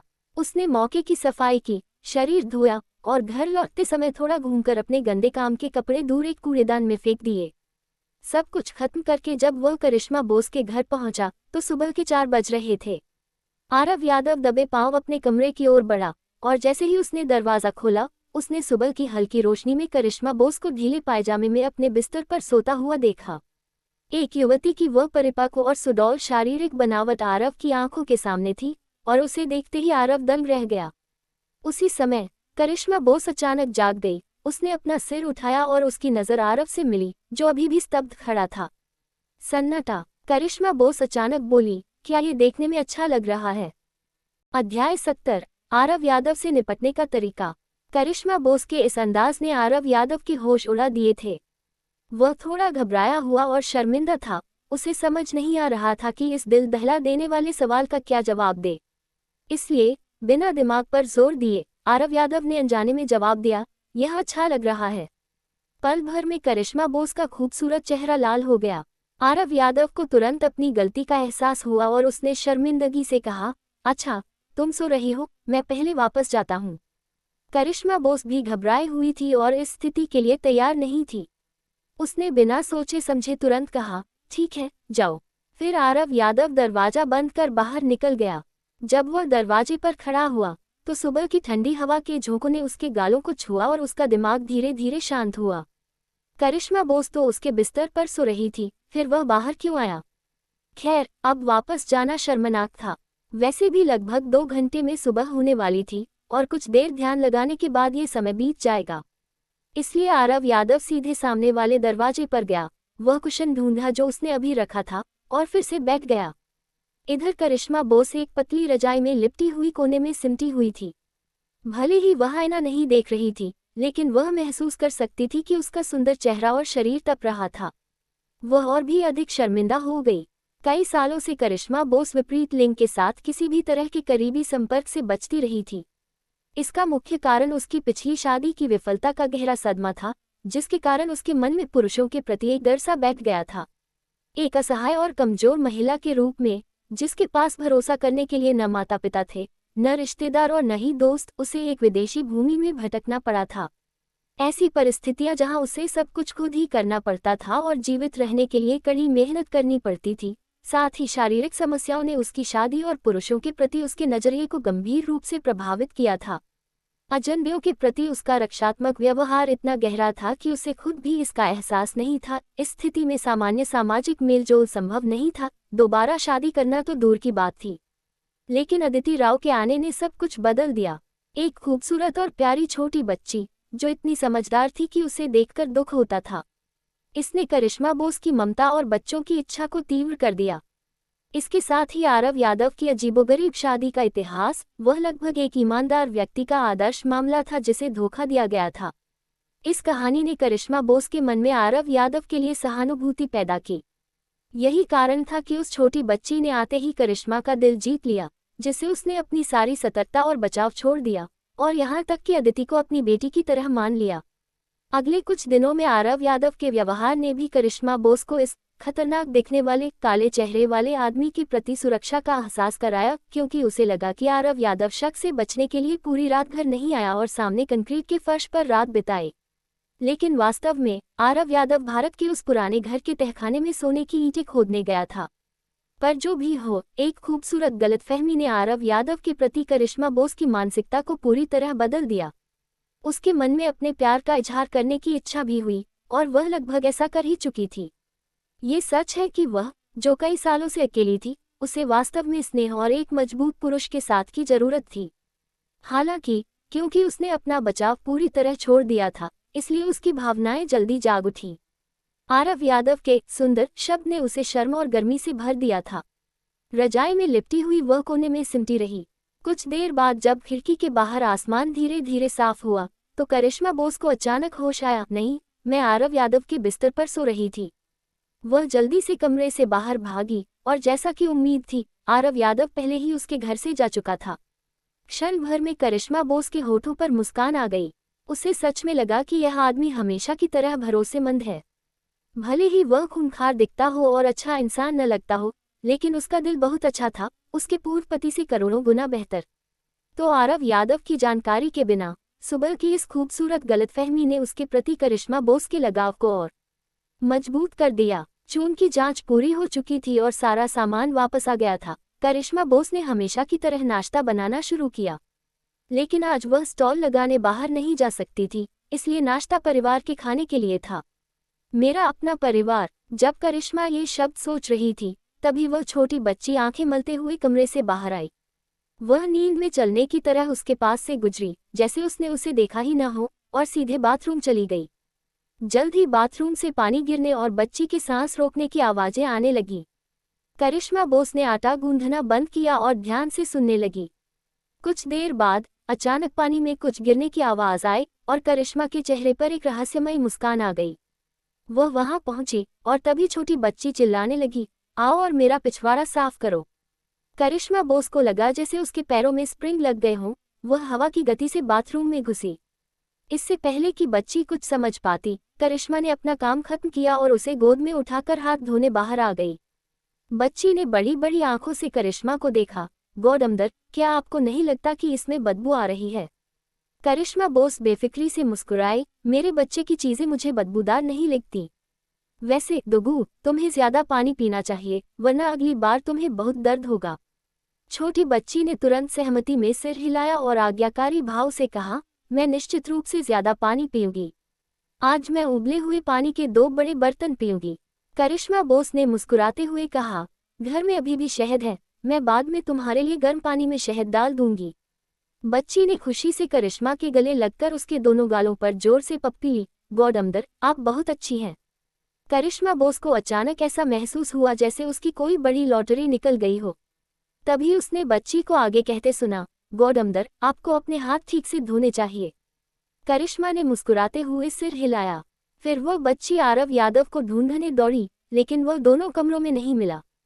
वह अपने पायजामे में ही घर से बाहर निकली, सामने वाले दरवाजे को पीटा और चिल्लाई, वूफ, दरवाजा खोलो। जल्द ही आरव यादव ने दरवाजा खोला। उसने शॉर्ट्स और बनियान पहनी हुई थी, जिससे उसकी मजबूत मांसपेशियां दिख रही थीं। करिश्मा बोस ने आईने से एक झलक देखी और उसका चेहरा लाल हो गया। उसने जल्दी से अपना सिर झुका लिया और हाथ धोने लगी। बच्ची ने दरवाजे पर असंतुष्ट होकर शिकायत की, वो, क्या तुम अब मुझे प्यार नहीं करते? आरव यादव हैरान रह गया। नहीं, तुम ऐसा क्यों कह रही हो? बच्ची चिल्लाए, पिछली बार तुमने मेरा पिछवाड़ा कब साफ किया था? और पिछली बार तुमने उल्टी की थी, क्या तुम्हें लगता है कि मुझमें बदबू आती है? आरव यादव, पिछले 2 दिनों से तुम भाग रहे हो। गौडमदर ने ही मेरी मदद की। मैं तुम्हें बता दूं, गौडमदर को नहीं लगता कि मैं बदबूदार हूँ। आरव यादव चुप रहा। तो आरव यादव का सपाट चेहरा देखकर बच्ची और भावुक हो गई। तो क्या तुम अभी भी अपनी गलती नहीं मानोगे? धर तेरे की, औरतें चाहे किसी भी उम्र की हों, तरकीन होती हैं। आरव यादव ने हार मान ली, अपना सिर झुकाया और कहा, मेरी गलती है बेटा, कृपया मुझे माफ कर दो। करिश्मा बोस अपनी हंसी नहीं रोक पाई। उसे लगा जैसे उसने आरव यादव से निपटने का तरीका खोज लिया है, और वह तरीका था अदिति राव। वाकई, बेटियां अपने पिता का पिछला जन्म का प्यार होती हैं। एक जिद्दी आदमी भी अपनी पत्नी की न सुने, पर अपनी बेटी की बात जरूर सुनता है। अध्याय 71, कुछ करोड़ों का नुकसान। नाश्ते के बाद आरव यादव और करिश्मा बोस दाएं बाएं बैठकर बड़े चाव से छोटी बच्ची की सेवा कर रहे थे। नन्ही अदिति भी इन दोनों बड़ों की इस खातिरदारी से बेहद संतुष्ट थी।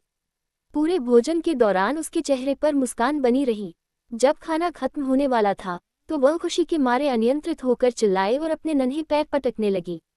उसकी वह खुशी इतनी संक्रामक थी कि उसने अनजाने में आरव और करिश्मा को भी प्रभावित कर दिया। हकीकत तो यह थी कि बच्ची की सेवा करते करते उन दोनों के बीच का तालमेल और भी गहरा होता जा रहा था।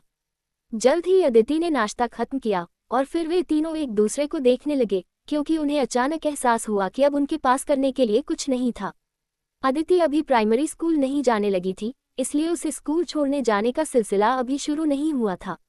एक पल के लिए करिश्मा बोस को पछतावा हुआ। यह पारिवारिक जीवन के उन दृश्यों में से एक था जिसे उसने जीवन भर चाहा था। एक प्यार करने वाला जोड़ा सुबह जल्दी जागे, पति काम पर जाए और पत्नी बच्चों को स्कूल छोड़े। कितना खूबसूरत दृश्य होता। जहां तक बात अदिति के उसकी सगी बेटी न होने की थी, तो किसे परवाह थी। इन छोटी बातों की चिंता मत करो। महत्वपूर्ण यह था कि गौडमदर से गॉड शब्द हटा दिया जाए और वह सिर्फ माँ बन जाए। वैसे भी करिश्मा में बच्चे पैदा करने की क्षमता नहीं थी। अदिति जैसी खूबसूरत, प्यारी और समझदार बच्ची का होना कितनी बड़ी बात थी। जब करिश्मा अपनी ही दुनिया में खोई हुई थी, तभी छोटी बच्ची ने मेज थपथपाए और चिल्लाई, गौडमदर, मुझे स्नो वाइट देखनी है। करिश्मा तुरंत होश में आए और मुस्कुराते हुए कहा, पहले हम 3 लिटिल पिग्स देखेंगे। बच्ची ने चहकते हुए कहा, ठीक है। फिर उसने आरव और करिश्मा के गालों पर बारी बारी से पप्पी ली, कुर्सी से उतरी, अपनी चप्पलें चटकाती हुई लिविंग रूम की ओर दौड़ गई। Snow white, 3 little pigs. Aarav Yadav थोड़ा हैरान था। क्या इनमें कोई फर्क है? नहीं, क्या छोटी लड़कियों को स्नो वाइट पसंद नहीं होनी चाहिए? और वह पहले 3 लिटिल पिग्स क्यों देखना चाहती है? क्या ये वही कहानी है जो मैं जानता हूँ, जिसमें 3 सुअर घर बनाते हैं? सवालों की एक श्रृंखला ने आरव को उलझा दिया। क्या जनरेशन गैप इतनी जल्दी आ गया? और करिश्मा बोस के साथ यह अंतर क्यों नहीं दिख रहा था? आरव के उलझन भरे चेहरे को देख करिश्मा ने मुस्कुराते हुए धीमे स्वर में समझाया, 3 लिटिल पिग्स अंग्रेजी बोलते हैं। ये सुनते ही आरव समझ गया। अच्छा, तो वही 3 सुअर घर बना रहे हैं, लेकिन वे अंग्रेजी बोल रहे हैं। वाह! तभी अदिति ने लिविंग रूम के कोने में रखे एक कपड़े को हटाया, जहां एक पुराना पीला पड़ चुका कंप्यूटर दिखाई दिया। अदिति ने कुशलता से कंप्यूटर चालू किया, माउस घुमाया और क्लिक किया। जल्द ही स्क्रीन पर एक कार्टून फिल्म की शुरुआत हुई, जिसमें वाकई 3 गोल मटोल सुअर अंग्रेजी बोल रहे थे। करिश्मा का खूबसूरत चेहरा आरव के करीब आया और उसने फुसफुसाते हुए कहा, यह एक पुराना सेकंड हैंड कंप्यूटर है जो मैंने पहले किसी से खरीदा था। मैंने परसों ही इसमें कुछ कार्टून डाउनलोड किए थे। आरव यादव थोड़ा लापरवाह हो गया था। उसने पहले गौर ही नहीं किया था कि लिविंग रूम के कोने में एक कंप्यूटर छिपा है, भले ही वह पुराना हो। हालांकि इसने आरव को एक नया विचार दिया। वह पहले भी वेब लेख लिखकर पैसे कमाने के बारे में सोच चुका था। अपनी पिछली जिंदगी के अनुभव के आधार पर उसे पता था कि 2003 के बाद से वेब उपन्यास वास्तव में पैसा बनाने लगे थे। इसी दौर में कई बड़े लेखक उभरे थे, 2003 के अंत तक ही कई मशहूर उपन्यास आने वाले थे। एक पोस्ट शून्य के नाते आरव में कॉपीराइट को लेकर थोड़ी जागरूकता थी। वह भविष्य के उपन्यासों की नकल नहीं करना चाहता था और इसकी जरूरत भी नहीं थी। उसने अपनी पिछली जिंदगी में सैकड़ों उपन्यास पढ़े थे। वह उस समय के ट्रेंड के हिसाब से अपना खुद का उपन्यास बना सकता था। वह नकल नहीं बल्कि संदर्भ कहलाता। तो आरव को एक कंप्यूटर की जरूरत थी। बिना कंप्यूटर के वह कैसे लिखता? आरव के पास सोना बेचकर मिले पैसे थे, लेकिन वह अपनी आय का एक साफ सुथरा स्रोत दिखाना चाहता था। वह चाहता था कि पैसा क्लीन दिखे ताकि किसी को शक न हो। वह काफी समय से कंप्यूटर के बारे में सोच रहा था। करिश्मा का कंप्यूटर देखकर उसे प्रेरणा मिली। वह अभी एक सेकंड हैंड लैपटॉप उधार ले सकता है और लिखने का काम अभी शुरू कर सकता है, वरना 1-2 महीने इंतजार करने का मतलब होता समय की बर्बादी। शायद 1-2 महीने में पहली कमाई भी आ जाए, जो कि बिल्कुल साफ पैसा होगा। उत्साह के मारे आरव की सांसें तेज हो गईं। फिर अचानक उसे होश आया कि आसपास सन्नाटा है।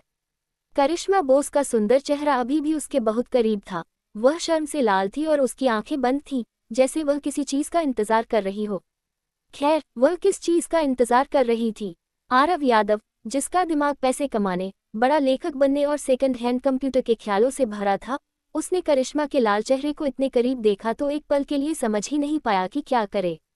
इसी नाजुक मोड़ पर छोटी बच्ची ने माउस थपथपाया और चिल्लाई, गॉडमदर, कंप्यूटर फिर से अटक गया है। करिश्मा अचानक चौंक गई, तुरंत होश में आए और खून की तरह लाल चेहरा लिए अदिति की ओर भागी। आरव यादव ने अपनी ठुड्डी पर हाथ फेरा। शायद मैंने कुछ मिस कर दिया। धत तेरे की, सच में कुछ करोड़ों का नुकसान हो गया। आरव ने पछतावे में एक गहरी सांस ली। उसका दिमाग पैसों और भविष्य की योजनाओं में इतना उलझा था कि सामने आए करोड़ों के इस मौके पर उसका ध्यान ही नहीं गया। खैर छोड़ो, जो हो गया सो हो गया। मर्द कभी पछताते नहीं। पछताने जैसा कुछ है भी नहीं। क्या वह सच में करोड़ों का सौदा था? आरव ने डाइनिंग टेबल साफ की, अपने पछतावे के आंसू पोंछे, उन्हें अलविदा कहा और बाहर निकल गया। वो केवल उस अफ्रो हेयर वाले प्रोफेसर बाई का इंतजार नहीं कर सकता था। उस आदमी की पहचान एक रहस्य थी, इसलिए खुद पर निर्भर रहना ही बेहतर था। आरव ने अजय पंडित के पास जाने का फैसला किया। काम छीनने के लिए क्या एक मानव रूपी दरिंदे की ताकत काम नहीं आएगी। उसे ज्यादा पैसे नहीं चाहिए थे, बस एक सेकंड हैंड लैपटॉप मिल जाए तो उसका काम बन जाएगा।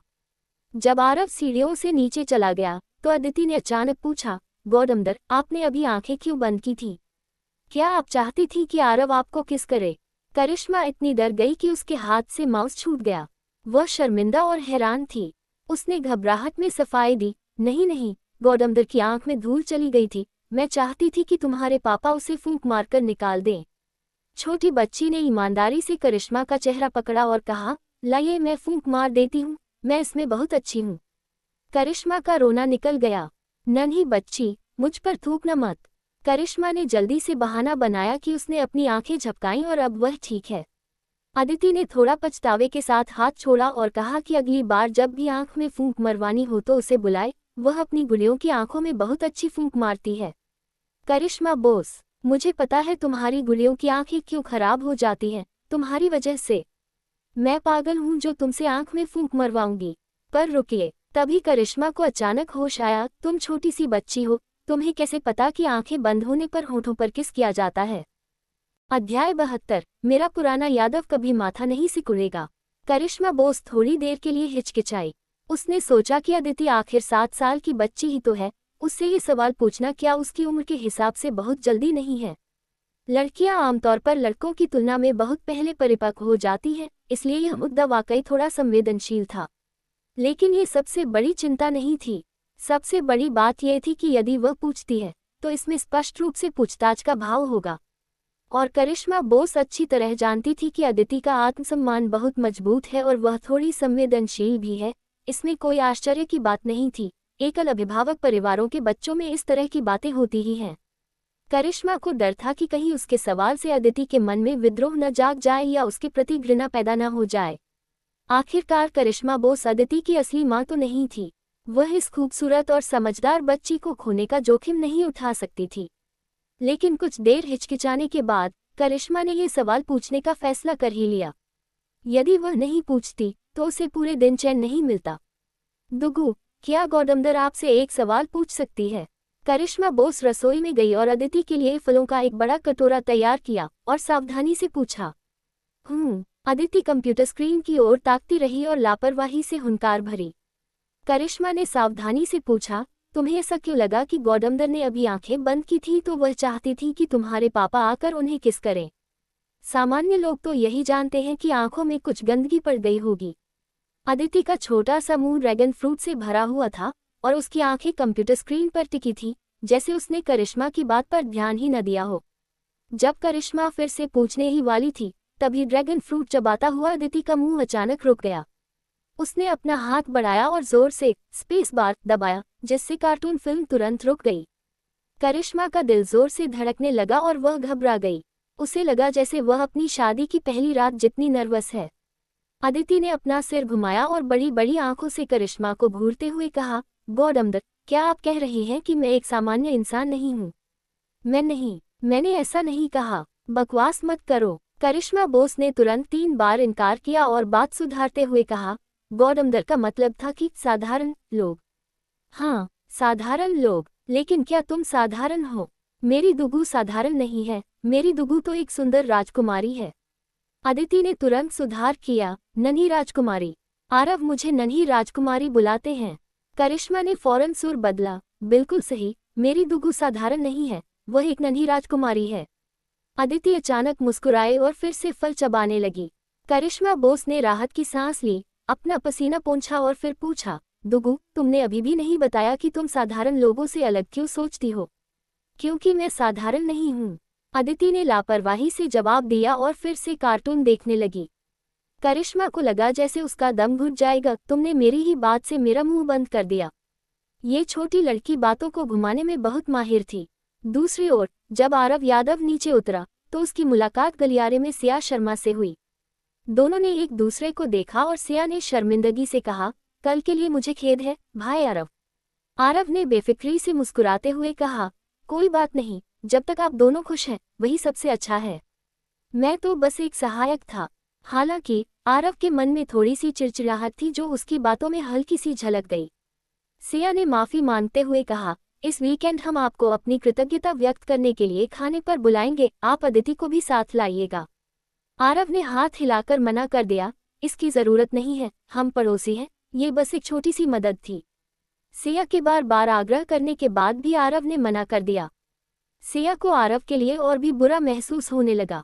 वास्तव में उसे अब लग रहा था कि आरव का सुझाव सही था, लेकिन उसके बॉयफ्रेंड की भावुक बातों ने उसे कल कमजोर कर दिया था। आरव पंडित जी के घर गया, लेकिन वहां कोई नहीं था, न तो शिवम पंडित और न ही अजय पंडित। आरव ने अजय को फोन किया, पर उसने नहीं उठाया। सुबह के 7 ही बजे थे, शायद वह अभी सो रहा होगा। वह पुराने घर में जाकर तहखाने का सीमेंट देखना चाहता था, लेकिन सुबह के समय दीवार फांदना ठीक नहीं था। जब वह पंडित जी के घर के बाहर खड़ा सोच रहा था, तभी किसी ने उसे आवाज दी। वह साक्षी पंडित थी। नमस्ते प्रिंसिपल पंडित, आरव ने कहा। मुझे शर्मिंदा मत करो, मैं डायरेक्टर हूँ, प्रिंसिपल नहीं, साक्षी ने हंसते हुए कहा। मैं सच कह रहा हूँ दीदी, जब आप प्रिंसिपल की कुर्सी पर बैठेगी तभी आपकी ऊर्जा का सही उपयोग होगा, आरव ने मक्खन लगाते हुए कहा। बड़ी चिकनी चुपड़ी बातें करते हो, साक्षी ने उसे घूरते हुए कहा। क्या तुम अभी फ्री हो? मेरे साथ स्कूल चलो। बिना आरव को बोलने का मौका दिए साक्षी ने उसकी आस्तीन पकड़ी और उसे आगे ले जाते हुए शिकायत करने लगी, मेरा बड़ा भाई और उसके पिता बिल्कुल एक जैसे हैं, दोनों आलसी और कामचोर हैं। मैंने अजय से साथ चलने को कहा था, पर वह एक बार भी नहीं गया। आरव को समझ आ गया कि यहाँ कुछ गड़बड़ है। साक्षी उसे बिना किसी वजह के इंटरनेशनल दिल्ली पब्लिक स्कूल नहीं ले जा रही होगी। जरूर स्कूल में कोई परेशानी चल रही थी। आरव मन ही मन खुश था। उसे साक्षी पंडित के साथ संबंध अच्छे करने का ये बेहतरीन मौका लगा। अदिति को जल्द ही स्कूल जाना था और अगले 6 साल तक उसे साक्षी की देखभाल की जरूरत पड़ने वाली थी। साक्षी भविष्य में दिल्ली की एक जानी मानी हस्ती बनने वाली थी। आरव ने अपना सीना ठोककर कहा, दीदी जो भी बात हो बस बताए। चाहे तलवारों की पहाड़ी पर चढ़ना हो या आग के समंदर में उतरना, आपका ये पुराना यादव कभी माथा नहीं सिकुड़ेगा। साक्षी ने संतुष्टि से सिर हिलाया। आधे घंटे बाद जब दोनों स्कूल के गेट पर पहुंचे तो आरव यादव का माथा अचानक सिकुड़ गया। उसका चेहरा ऐसा गर्म हो गया जैसे किसी ने थप्पड़ मार दिया हो। स्कूल के गेट पर एक बड़ा बैनर लगा था जिस पर खून जैसे लाल अक्षरों में लिखा था, हजारों लोगों द्वारा लिखित रक्त पत्र। हम स्कूल से प्रार्थना करते हैं कि आधुनिक पत्नी को धोखा देने वाला शिक्षक योगेश को कड़ी सजा दी जाए, जिसने अपनी पत्नी और बेटे को लावारिस छोड़ दिया। अध्याय 73, फ्राइड। ये स्वास्थ्य के लिए अच्छा नहीं है। जैसे ही उसने स्कूल के गेट पर वह बैनर देखा, आरव यादव का सिर चकरा गया। धत तेरे की, ये तो बहुत ज्यादा धमाकेदार है ना? क्या प्रवासी मजदूरों के प्राइमरी स्कूल का शिक्षक भी इतना प्रभावशाली होता है? लेकिन इसके बारे में थोड़ा सोचने के बाद आरव यादव को लगा कि यह वाजिब भी है। इंटरनेशनल दिल्ली पब्लिक स्कूल चाहे कितना भी टूटा फूटा क्यों न हो, भले ही इसे प्रवासी मजदूर स्कूल कहा जाता था, लेकिन था तो यह एक गंभीर सरकारी प्राइमरी स्कूल ही। इसमें आधे शिक्षक पक्की सरकारी नौकरी वाले थे, और बहुत से लोग जब शादी के लिए मिलते हैं तो क्या वे ऐसे ही स्थिर नौकरी और आय वाले सरकारी कर्मचारियों की तलाश नहीं करते? और अब वह जमाना नहीं रहा। जो पढ़ाने में अच्छे हैं वे कभी भी इस्तीफा देकर अपना खुद का काम शुरू कर सकते हैं, जिससे उनकी आय कई गुना बढ़ जाएगी। आरव को अपने प्राइमरी स्कूल के हिंदी शिक्षक की याद आई, जिन्होंने आरव के हाई स्कूल पहुंचते ही सरकारी नौकरी छोड़ दी थी और एक प्राइवेट कोचिंग सेंटर में पढ़ाने लगे थे। उनकी सालाना आय 10 गुना बढ़कर 12 करोड़ पहुंच गई थी। यही ज्ञान की सही कीमत है। बेशक यह आरव यादव के ट्रांसमाइग्रेशन से पहले की बात थी। उस समय बाजार खुलने के 10 से ज्यादा सालों बाद सालाना 1 करोड़ का वेतन मिलना दुर्लभ नहीं था। लेकिन 2003 में जो लोग 10 लाख का सालाना वेतन पाते थे, वे वास्तव में बहुत कम थे। खैर, भले ही हम बढ़ी हुई कीमतों की बात करें, लेकिन अगर शिक्षक की काबिलियत उस कीमत के लायक नहीं होती तो क्या कोई प्राइवेट मालिक उसे इतना ऊंचा वेतन देता? चाहे एक साधारण कर्मचारी सुबह 9 से रात 9, हफ्ते में 6 दिन की कितनी भी मेहनत कर ले, क्या उसे करोड़ों का पैकेज मिलता है? शायद आप बहुत ज्यादा सोच रहे हैं। दिल्ली का घरेलू उत्पादन पिछले 10 वर्षों से देश के शीर्ष 10 में रहा है, और वहां के शिक्षकों की आय औसत वेतन से काफी ऊपर थी। वे गरीब नहीं थे, ऊपर से साल में 2 बार छुट्टियां। कुल मिलाकर दिल्ली में शिक्षक गरीब नहीं थे। इतना पैसा और खाली समय, हो सकता है कि योगेश नाम का ये शिक्षक अपनी शादीशुदा जिंदगी से ऊब गया हो और बाहर मुंह मारने निकल गया हो।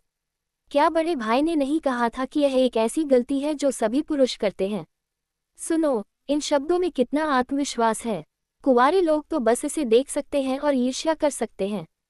उसी समय साक्षी पंडित ने अपना सिर घुमाया, आरव यादव के उलझन भरे चेहरे और भटकती आंखों को देखा और धीमे स्वर में कहा, ये परिवार लगभग 1 हफ्ते से यहाँ हंगामा कर रहा है, जिससे निर्माण कार्य की प्रगति पर गहरा असर पड़ा है। अगर स्कूल शुरू होने से पहले स्कूल की इमारत का नवीनीकरण पूरा नहीं हुआ तो हजारों छात्र यानी हजारों परिवार प्रभावित होंगे और इससे स्कूल की प्रतिष्ठा पर भी बुरा असर पड़ेगा। थोड़ा रुककर साक्षी ने आगे कहा, शायद अभी किसी ने मुझसे कहा था कि चाहे तलवारों के पहाड़ पर चढ़ना हो या खौलते तेल की कड़ाही में उतरना हो। आरव यादव ने तुरंत बीच में टोकते हुए कहा, पंडित दीदी, आप गलत कह रही हैं, मैंने ऐसा कभी नहीं कहा। साक्षी पंडित सन रह गई और फिर गुस्से से उसका चेहरा लाल हो गया। उसे उम्मीद नहीं थी कि घनी भौहों और बड़ी आंखों वाला ये सीधा दिखने वाला आदमी इतना झूठा होगा। तथापि आरव यादव ने बिना रुके अपनी बात पूरी की, मैं ये कह रहा था कि चाहे तलवारों के पहाड़ पर चढ़ना हो या आग के दरिया में उतरना हो, मैं तेल की कड़ाही में तो बिल्कुल नहीं उतरूंगा, क्योंकि डीप फ्राइड स्वास्थ्य के लिए अच्छा नहीं होता। उफ, धत तेरे की, डीप फ्राइंग अनहेल्दी है। साक्षी पंडित कुछ देर के लिए चौंक गई, फिर उसे समझ आया कि आरव यादव उससे मजाक कर रहा था। वह गुस्से में हंसी और आरव का हाथ मरोड़ते हुए बोली, ये कैसा समय है, क्या तुम्हारे पास अभी भी मजाक करने का मूड है?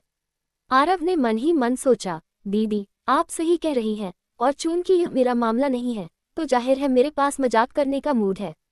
लेकिन चेहरे पर गंभीरता लाते हुए आरव ने जोश के साथ कहा, दीदी आप बस एक तरफ शांत होकर खड़ी रहिए और देखिए मैं इन्हें कैसे धूल चटाता हूँ। आरव को अपनी आस्तीन चढ़ाते हुए आगे बढ़ते देख साक्षी घबरा गई और उसने उसे रोकते हुए कहा, किसी को चोट मत पहुंचाना। अगर सच में किसी को लग गई तो मामला और बिगड़ जाएगा। ये सुनकर आरव को राहत मिली। अगर साक्षी कहती कि जाओ सबको देख लो, मैं संभाल लूंगी, तो आरव की हिम्मत नहीं पड़ती, क्योंकि ऐसे बोलने वाले बॉस आमतौर पर अविश्वसनीय होते हैं। लेकिन जो बॉस अपने साथी को संयम बरतने की सलाह दे वह ज्यादा भरोसेमंद होता है। आरव को तसल्ली हुई कि साक्षी एक समझदार लीडर है जो शांति से काम करना चाहती है, न कि दूसरों की बलि देकर अपना स्वार्थ सिद्ध करना चाहती है। आरव ने साक्षी की ओर देखकर हल्की मुस्कान दी और कहा, चिंता मत करो, आप बस थोड़ा दूर खड़ी रहो ताकि लोग आपको न देख सके, वरना मैं अपना काम नहीं कर पाऊंगा। ये सुनकर साक्षी को कुछ समझ आया और वह तुरंत पीछे हट गई।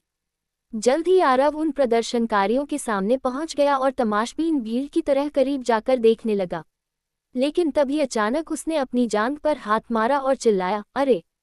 उसके इस नाटक ने सबका ध्यान खींच लिया। प्रदर्शनकारी भी गाली गलौज छोड़कर आरव की ओर देखने लगे। आरव ने रोती हुई महिला के बगल में खड़े एक अधेड़ उम्र के आदमी की ओर हैरानी से इशारा किया और जोर से कहा, अरे आप तो वही हैं, मैंने आपको कहीं देखा है। अपने माथे को पीटते हुए आरव हवा में उंगली से इशारा करता रहा, जैसे वह नाम याद करने की बहुत कोशिश कर रहा हो। उसके चेहरे पर वैसी ही बेचैनी थी जैसी पेशाब रोकने पर होती है। उस तीव्र भाव ने भीड़ को यकीन दिला दिया कि वह वाकई उस आदमी को जानता है। इस बीच हंगामा करने वालों में से एक चिड़चिड़े स्वभाव वाले युवक ने कहा, तुम क्या मेरे चाचा राव को जानते हो? उस अधेड़ उम्र के व्यक्ति ने युवक को घूर कर देखा और गुस्से में कहा, क्या तुम पागल हो? मैं यहाँ विरोध कर रहा हूँ। युवक ने जवाब दिया, चाचा देखो, उसका माथा पसीने से सूज गया है, वह झूठ नहीं बोल सकता। वह आदमी निशब्द हो गया। तभी आरव ने आगे से जवाब दिया, भाई मैं तुम्हारे चाचा राव को नहीं जानता, लेकिन मैंने उन्हें पक्का कहीं देखा है, मुझे अच्छी तरह याद है। अधेड़ व्यक्ति ने तंज कसते हुए कहा, चलो भाई, उस दू नाम के आदमी ने तुम्हें कितने पैसे दिए हैं? तुम उस जैसे धोखेबाज का पक्ष लेने आए हो, क्या पैसे लेते हुए शर्म नहीं आई? आसपास की भीड़ उत्साहित हो गई। वाह! आरव ने गुस्से में अपना सीना पीटा। वह आदमी डर के मारे 2 कदम पीछे हट गया, ये सोचकर कि कहीं ये हट्टा कट्टा आदमी उसे पीट न दे। तभी आरव गुस्से में चिल्लाया, क्या बकवास है? अगर मैं दुनिया में दू नाम के किसी आदमी को जानता हूँ तो मेरा पूरा परिवार मर जाए, मैं बाहर निकलते ही कार से कुचल जाऊं, मेरा पूरा खानदान खत्म हो जाए। ये सुनकर आसपास के लोगों के मुंह खुले के खुले रह गए। वाह! क्या कसम खाई है। अध्याय 74। ये तरबूज तो पक गया है। जैसे ही उन्होंने सुना कि आरव यादव ने इतनी भयानक कसम खाई है, आसपास के तरबूज खाने वाले तुरंत जोश में आ गए। हर कोई अपनी आंखें फाड़ फाड़ कर करीब आने लगा, मानो कोई शानदार सीन छूट न जाए। सच तो यह है कि आरव यादव की एक पहलवान जैसी कदकाठी और उसकी हालिया हरकतें, जैसे अपना माथा पीटकर उसे सुजा लेना, बिल्कुल उस सीधे सादे, बिना किसी चालाकी वाले गुस्सैल इंसान की छवि में फिट बैठती थी। वह दिखने में किसी विशालकाय और आक्रामक व्यक्ति जैसा लग रहा था। इसलिए आरव यादव ने जो कुछ भी कहा, लोगों ने सहज रूप से उस पर विश्वास कर लिया। सबकी यह आम धारणा थी कि एक सरल दिमाग और मजबूत शरीर वाला व्यक्ति झूठ नहीं बोलता। इसे कहते हैं इम्प्रेशंस को। मुख्य बात यह थी कि आरव एक राहगीर जैसा लग रहा था जिसका इस मामले से कोई लेना देना नहीं था। लोगों को ऐसा इसलिए लगा क्योंकि उसने अभी अभी अपने पूरे परिवार की जो जहरीली कसम खाई थी। हमारे यहाँ के लोग इन बातों पर बहुत विश्वास करते हैं। एक आम आदमी भला ऐसी भयानक कसम खाने की हिम्मत कैसे करेगा? भले ही भौतिकवादी शिक्षा कितनी भी फैल गई हो, लेकिन क्या लोगों का अंधविश्वास या ईश्वर पर डर कभी कम हुआ है? जैसा कि पूर्वजों ने कहा है, कुछ न मानने से बेहतर है कि कुछ मान लिया जाए। आरव यादव की कस्में और उसका वह भोला पहलवान वाला रूप देखकर वहां मौजूद भीड़ और यहां तक कि उस अधेड़ व्यक्ति के साथियों को भी उसकी बात पर यकीन होने लगा। कम से कम वे दुविधा में तो पड़ ही गए थे। तभी उस अधेड़ व्यक्ति के पीछे खड़े उसी जोश से भरे युवक से रहा नहीं गया और उसने पूछ लिया, भाई तुम मेरे चाचा राव से कहाँ मिले हो? बस फिर क्या था, जैसे ही ये शब्द निकले, साथियों, तमाशबीन भीड़ और यहाँ तक कि उस पुराने सुरक्षा गार्ड ने भी, जो झाड़ू थामे स्कूल के गेट पर पहरा दे रहा था, अपने कान खड़े कर लिए। अधेड़ व्यक्ति ने फिर से उस युवक को गुस्से में घूरा, ये सोचते हुए कि तुम तो दुश्मन के जासूस निकले। उसे लगा कि इस हट्टे कट्टे आदमी को पक्का योगेश ने भेजा है। बात जुबान पर आते आते आरव यादव रुक गया और बोलने से कतराने लगा। ये तो और भी बुरा हुआ। तमाशा देख रहे लोग अब अपनी खुद की समस्याओं से ज्यादा इस बात को लेकर बेचैन थे। वे आरव से पूछने लगे कि उसने उस आदमी को कहाँ देखा था। यहाँ तक कि वह बेसब्र युवक भी फिर से पूछ बैठा, अरे बताओ भी, मुझे आधी अधूरी बात से नफरत है, ये तो तड़पाने वाली बात है। इस बात पर भीड़ ने उस युवक की खूब तारीफ की और वह लड़का खुद को किसी हीरो की तरह महसूस करने लगा। अधेड़ व्यक्ति इतना गुस्से में था कि उसने उस लड़के की कलाई पकड़ी और फुसफुसाते हुए कहा, बीच में मत पड़ बच्चे, तुझे फंसाया जा रहा है। लड़का बहुत चिढ़ गया। हालांकि बड़े बुजुर्ग का सम्मान करते हुए उसने कुछ कहा नहीं, लेकिन मन ही मन वह बड़बड़ाने लगा, तुम खुद जाल में फंसे हो, तुम्हारा पूरा खानदान फंसा हुआ है। ठीक उसी महत्वपूर्ण मोड़ पर आरव यादव आखिरकार फिर बोला। आरव ने अपने चेहरे पर एक अजीब सा भाव लाते हुए धीमी और दृढ़ आवाज में कहा, वह जगह बताई नहीं जा सकती। पूछो मत, मैं नहीं बताऊंगा। आसपास की भीड़ की आंखें और फटी की फटी रह गईं। वाह वाह वाह! वह जोश से भरा लड़का भी अपने बड़ों की डांट भूल गया। उसके दिमाग में बस एक ही विचार था, ये तो बहुत बड़ा खुलासा है। निश्चित रूप से कुछ बहुत ही सनसनीखेज। अधेड़ व्यक्ति अब अपने भतीजे की जिज्ञासा को शांत करने की परवाह छोड़ चुका था और जोर से चिल्लाया, धत तेरे की! क्या बकवास कर रहा है हरामजादे? तुझे योगेश ने कितने पैसे दिए हैं? आरव यादव अचानक गुस्से में आ गया, अपनी आस्तीनें चढ़ाईं और ऐसा लगा मानो वह उस आदमी को जान से मार डालेगा। वह दहाड़ा, तेरी हिम्मत कैसे हुई मुझे गाली देने की? मैं तुझे मार डालूंगा, मैं तुझे अभी खत्म कर दूंगा। उस भयानक दिखने वाले लाल आंखों वाले बलवान व्यक्ति को अपनी ओर एक गुस्सैल बैल की तरह आता देख भीड़ तितर बितर हो गई। किसी की हिम्मत नहीं हुई कि आरव को रोके। इस आदमी के मुंह के इतने बड़े बड़े हैं कि अगर एक भी लग गया तो आदमी सीधा अस्पताल पहुंचेगा। तमाशा देखना अपनी जगह है, लेकिन मुक्का खाने के लिए करीब कौन जाए? वह अधेड़ आदमी भी हक्का बक्का रह गया, डर के मारे उसकी पैंट गीली हो गई। वह पीछे हटना चाहता था, लेकिन उसके पैर जैसे जमीन में जम गए थे। उसे लगा कि आरव यादव वाकई उसे जान से मार देगा। आरव यादव भी थोड़ा हैरान था। अरे भाई, मैंने तो अभी अपना असली रौद्र रूप दिखाया भी नहीं, तुम लोग इतने में ही डर गए। दिक्कत ये थी कि सब पीछे हट गए थे और उसे रोकने वाला कोई नहीं था। क्या वाकई उसे पीटना पड़ेगा? वह आदमी तो एक मुक्के में ही दम तोड़ देगा। आरव ने तुरंत एक फैसला लिया। सबने देखा कि आरव बिना किसी रुकावट के उस आदमी के बिल्कुल सामने पहुंच गया, लेकिन उसने उसे मारा नहीं। भले ही उसका मुक्का किसी पत्थर जैसा बड़ा था और उसका चेहरा डरावना था, लेकिन आरव यादव ने हाथ नहीं उठाया।